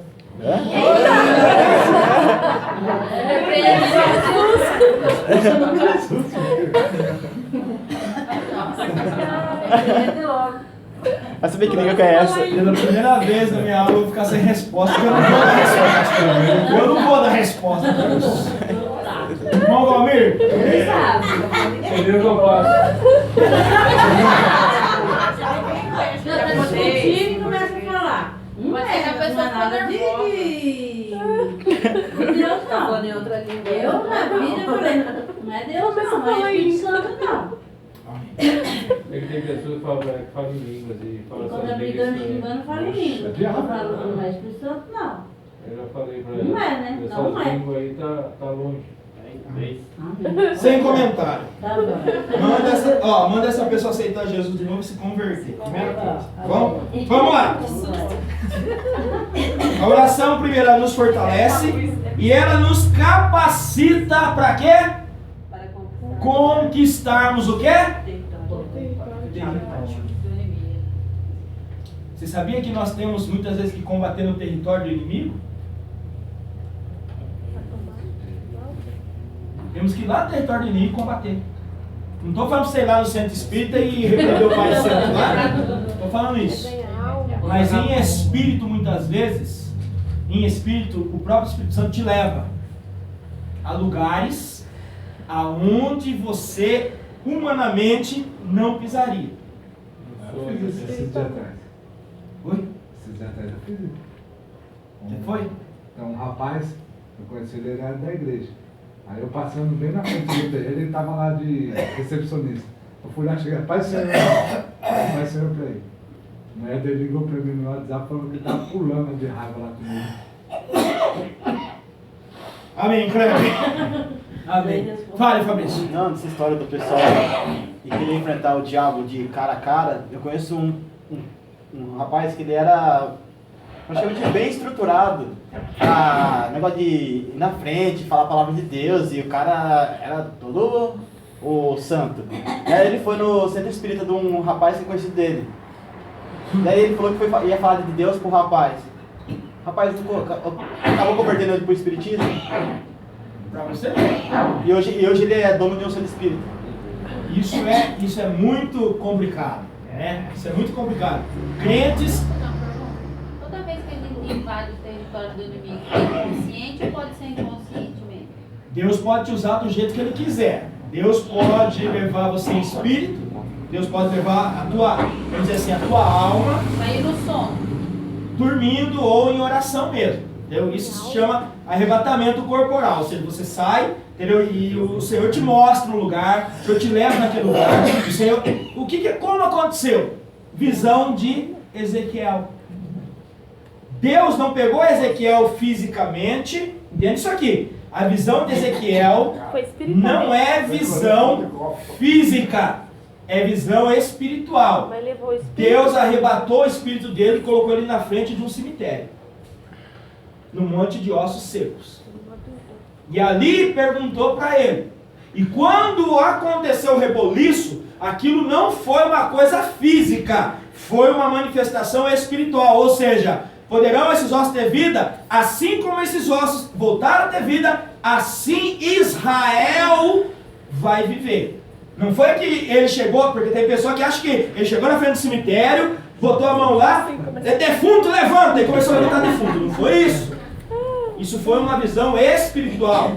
Todo o livro de Ezequiel, na sua maioria, são visões espirituais. Para mostrar para a gente que Deus pode te levar em espírito para onde Ele quiser.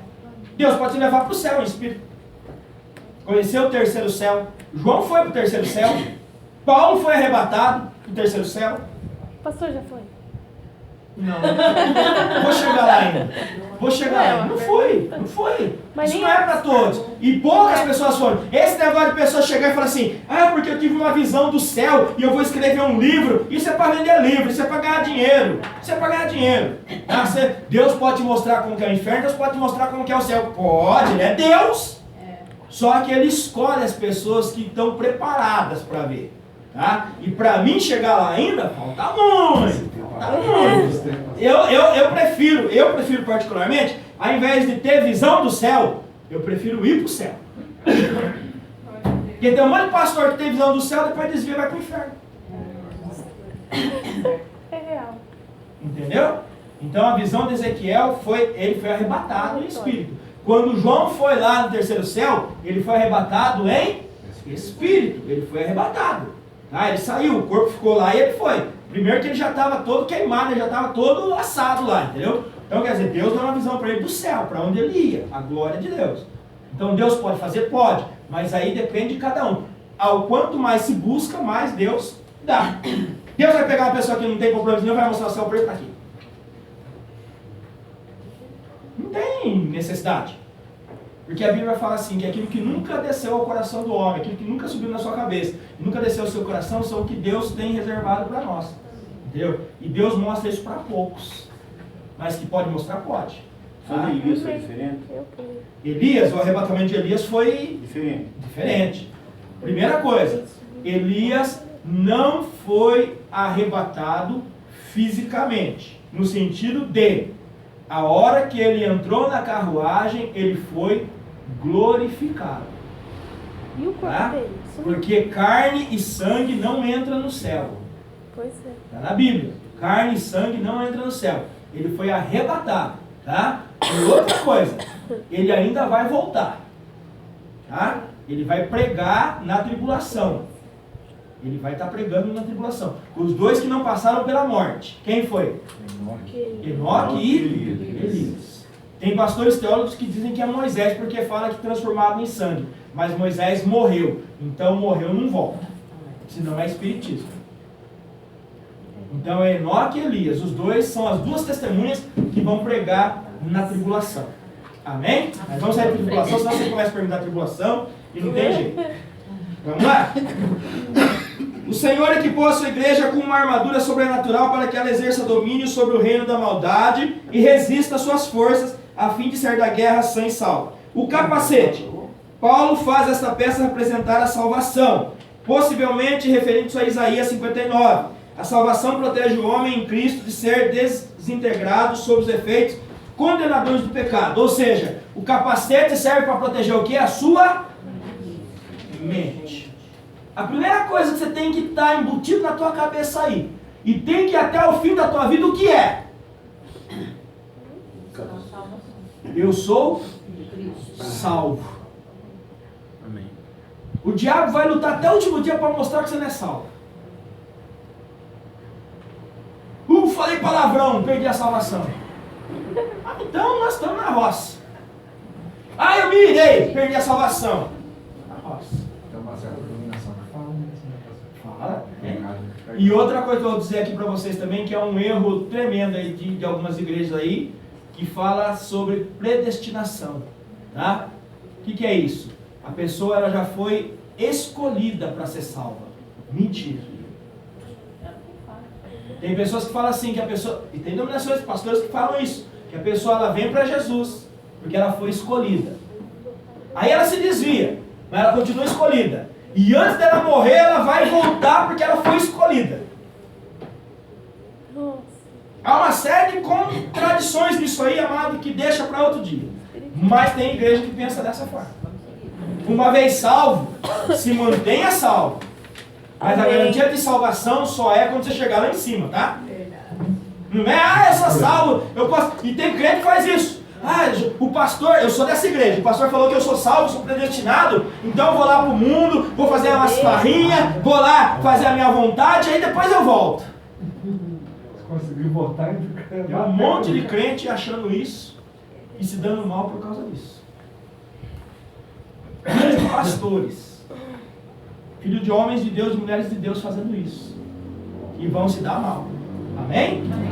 Vamos lá para a gente encerrar essa parte. O cinto da verdade. A verdade é? Jesus. O cristão deverá estar inteiramente ligado a ele numa comunhão perfeita. João 15. Esta armadura significa que o cristão se reveste do Senhor Jesus, assumindo a natureza moral de Cristo. Ou seja, não vivo mais eu, mas Cristo vive em mim. Couraça da justiça. O crente está revestido da justiça de Deus. Sua culpa foi lançada na cruz de Cristo. Pés calçados com a preparação do Evangelho da paz. Significa o estabelecimento de um alicerce espiritual firme. Assim calçados com prontidão e disposição, aparecem os pés daqueles que cruzam os desertos e terrenos montanhosos, levando as boas novas de paz. Na aula que vem nós vamos estudar. O diabo evoluiu com as suas estratégias. E a igreja? Não. A igreja continua a mesma, atrasada. O diabo comprou mísseis nucleares. A igreja continua com granadinha. O que é esse D17 aqui? Versículo. Versículo, tá? Quando você vê aí, quando você vê, é 17. Tá? É versículo. Vamos lá? O diabo evoluiu na sua estratégia. Na próxima aula a gente vai para isso aí. Amém? Vai dar tempo da gente dar em 4 aulas. Você pode ficar tranquilo que dá. Amém?